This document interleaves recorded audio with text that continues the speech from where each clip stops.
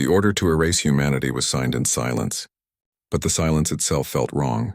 Too heavy, too absolute, like the universe holding its breath before something irreversible. Deep within the Galactic Council's chamber, where light bent unnaturally against walls forged from collapsed stars, the decree unfolded across a suspended lattice of living data.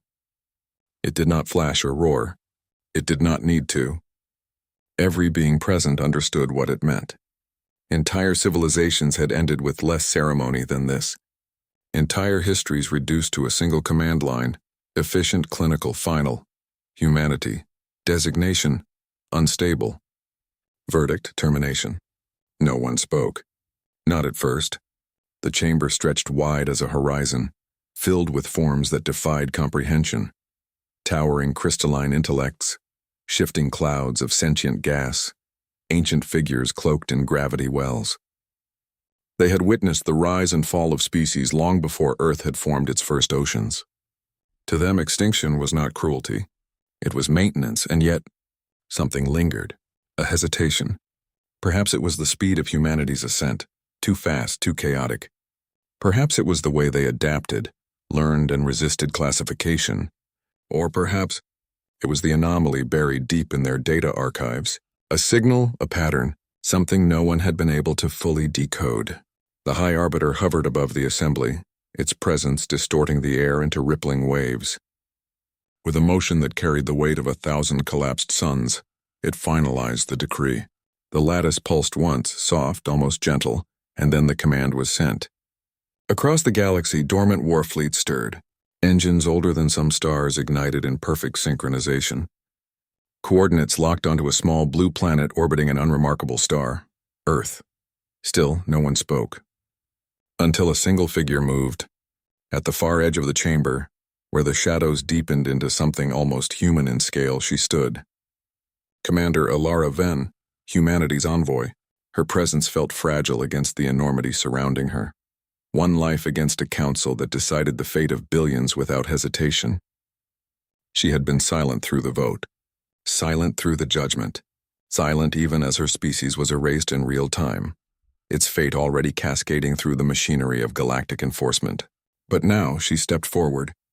The sound of her boots against the obsidian floor echoed, small but impossibly sharp. It cut through the chamber like a fracture in glass. Heads turned, sensors recalibrated, ancient minds refocused. Ilara's face revealed nothing. No fear, no desperation, only a stillness so complete it felt unnatural. And when she spoke, her voice did not rise. It did not plead. It carried. "She said," a distant counselor murmured almost involuntarily, as if translating something larger than the moment itself. Ilara's lips barely moved. "Let him begin." The words fell into the chamber and everything changed. Earth had never been just another world, not in the way the galaxy defined worlds. It was unstable by design, unpredictable in evolution, and infuriatingly resistant to categorization. In the Galactic Index of Civilizations, it sat in a shaded anomaly bracket, marked with 3 simple words: accelerated emergence risk, which translated into council language meant, we don't understand it. And that makes it dangerous. From orbit, Earth looked almost peaceful. A blue-green sphere suspended in quiet darkness, wrapped in thin atmospheric halos that shimmered like fragile glass. But beneath that illusion, the planet was screaming forward in time. Cities growing like neural clusters across continents, oceans stitched with steel arteries, skies crowded with machines that had learned to fly faster than their creators had learned to control them. Humanity called it progress. The Council called it escalation. And now it had reached the threshold. Commander Alara Venn stood inside the envoy chamber of the Echelon Spire, a diplomatic construct stationed just outside Earth's defensive perimeter. The station was not built. It was assembled from consensus engineering, formed out of shifting geometric plates that responded to thought, intent, and rank. Even the air inside it felt artificial, too filtered, too precise, as if reality itself had been edited for presentation. Ilara didn't belong here. Not truly. No human ever did. She stood alone at the observation aperture, staring at her homeworld as it rotated slowly beneath her. Somewhere down there, storms moved across oceans she had never seen in person. Lights of megacities flickered in patterns that meant nothing to the galaxy, but everything to her species: communication, commerce, life. Millions of conversations happening at once, completely unaware that above them judgment was being prepared. Her mission had been delivered in a sealed transmission 3 days prior. No ceremony, no comfort, just data. Proceed to council representation. Present final appeal. Probability of acceptance, negligible, negligible. The word had replayed in her mind ever since. Behind her, the station hummed with restrained activity. Non-human diplomats drifted through corridors like shifting weather systems. A Varelian envoy recalibrated its sensory field every few seconds, reacting to unseen radiation. A cluster mind from the Kesran belt whispered to itself in synchronized pulses, already simulating billions of possible outcomes, and discarding them just as quickly. No one looked at Earth for long. It made them uneasy, because Earth did not behave like civilizations were supposed to behave. It expanded without permission.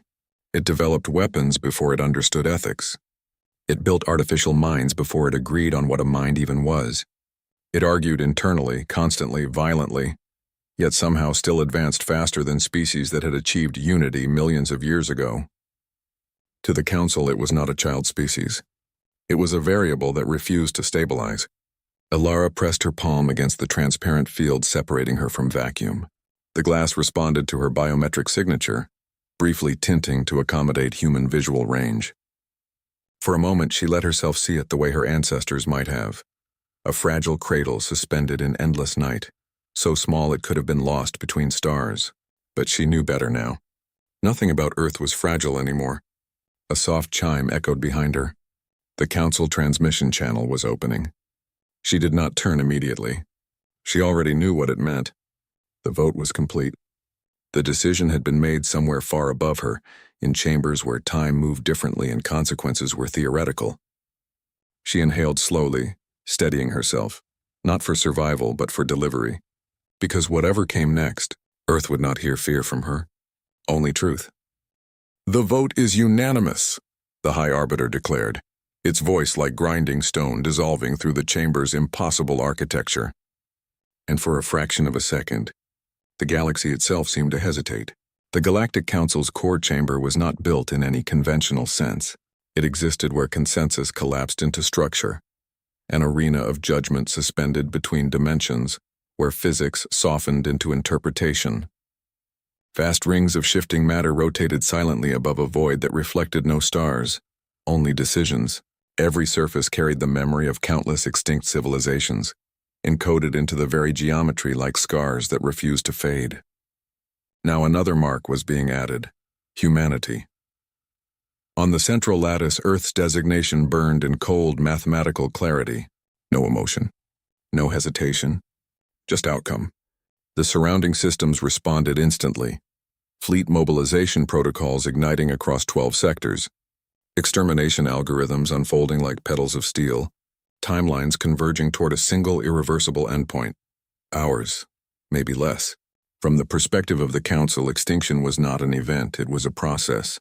A necessary correction applied when complexity threatened stability. And humanity had become too unpredictable to ignore. Around the chamber, the delegates shifted in their forms. The Varelian intelligence condensed into tighter coils of light, already projecting simulations of planetary sterilization. The Orith ascendants pulsed in synchronized grief logic, mourning a species they had never met because their protocols required emotional acknowledgement of termination events. Even the Kesran cluster mind fragmented briefly, each node running a different extinction scenario, all converging on the same conclusion: efficiency. Approval rippled outward like a wave through still water. One by one, the ancient civilizations of the Council confirmed the judgment. Not with words, but with presence. With silence that carried weight older than human history itself. Yet beneath that unity, something was wrong. Elara Venn stood at the edge of it all, a single human heartbeat in a chamber that measured time in geological eras. Her insignificance should have been absolute, and yet every sensor in the room kept returning to her position, recalibrating, confused by a signal that did not fit expected emotional ranges. She did not beg. She did not plead. She simply listened. The High Arbiter descended slightly, its form unfolding like a collapsing star. Its attention swept across the chamber, confirming compliance. Execution authorization granted, it continued. All enforcement fleets are now a pause.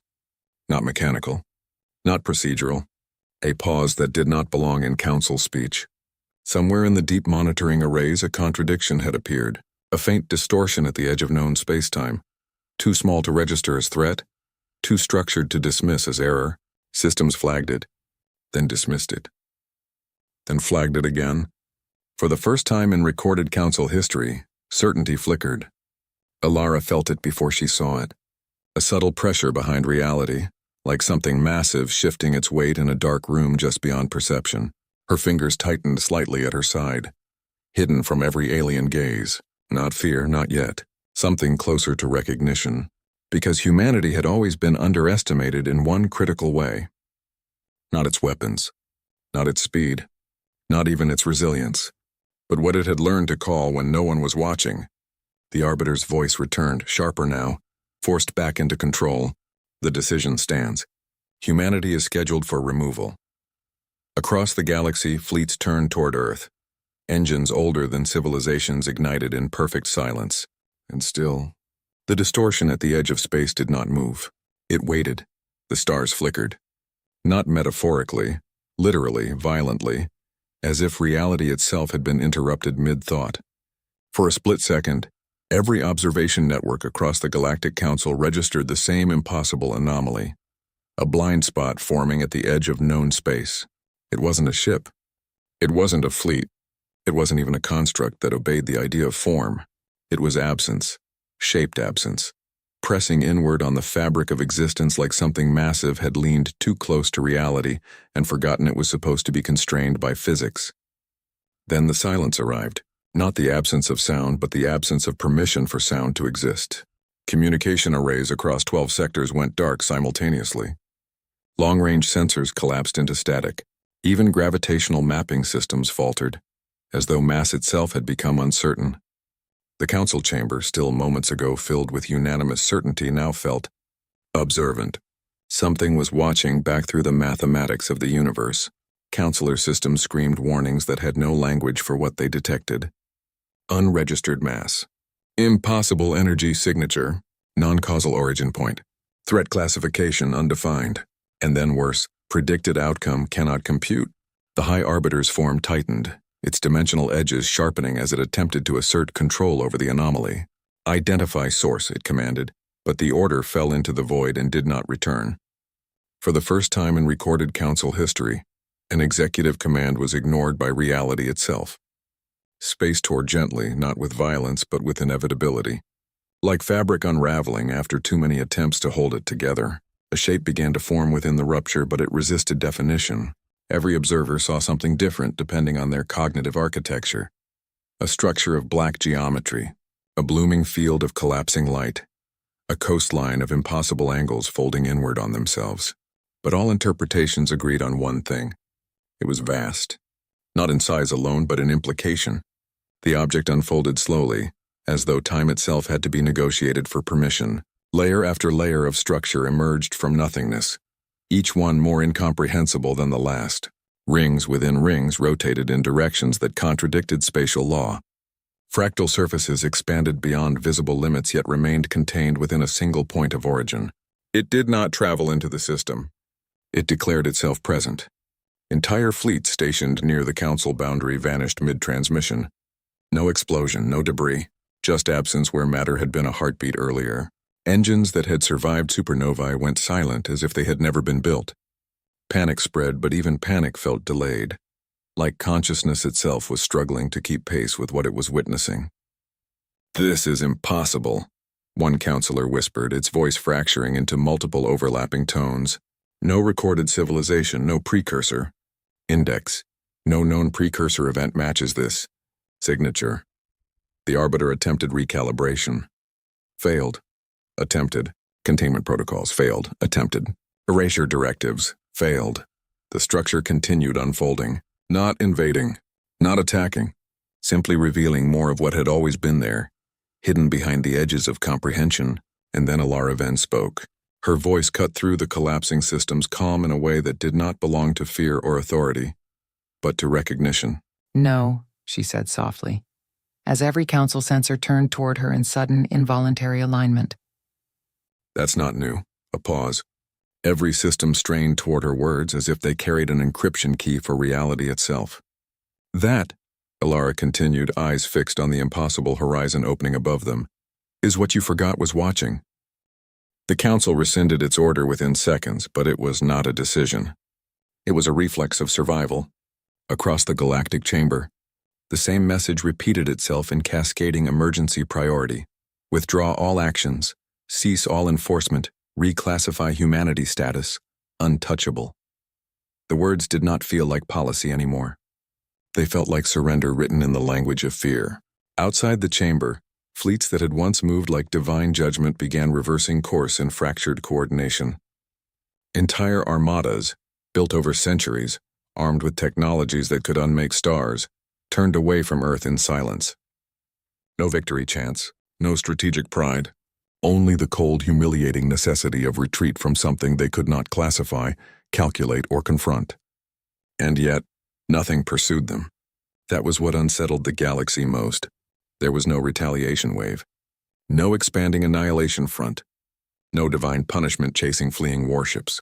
The entity, whatever it was, did not hunt. It did not escalate. It simply remained present like a boundary the universe itself refused to cross. Earth hung in the distance on every surviving display feed, blue, fragile, unchanged.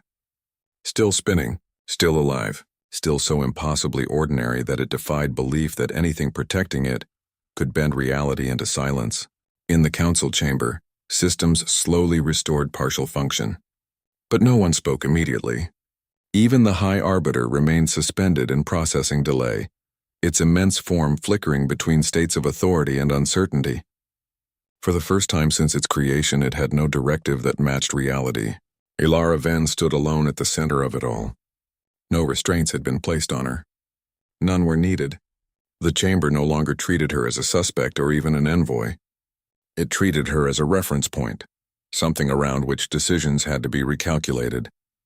Every sensor, every gaze, every ancient intelligence subtly adjusted its focus toward her, not out of interrogation, but reclassification. She had not moved since the fleets vanished. Not because she was waiting, because she already knew the outcome.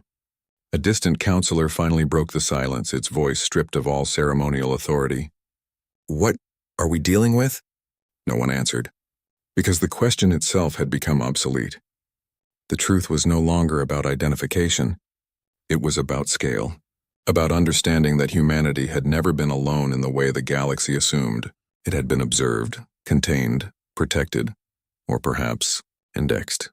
Ilara finally exhaled, a slow, controlled release of breath that felt less like relief and more like confirmation. She turned slightly toward the vast darkness beyond the chamber's observation field, where the last echoes of collapsing fleets still faded into unknown distance. "You wanted humanity removed," she said quietly, her voice carrying without amplification. "You assumed we were isolated." A pause. Somewhere beyond physics, something vast remained still. But Earth was never unguarded, she continued. It was just unannounced.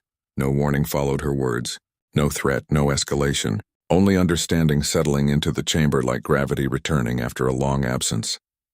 The Galactic Council had expected negotiation, resistance, perhaps extinction. What it had received instead was proximity to something that did not need to conquer to ensure survival. It simply ensured the outcome already existed. And as the Council's final directive dissolved into irreversible withdrawal protocols, one truth echoed silently through every surviving system, every fractured fleet, every trembling intelligence across the stars. Humanity had not been spared. It had been kept.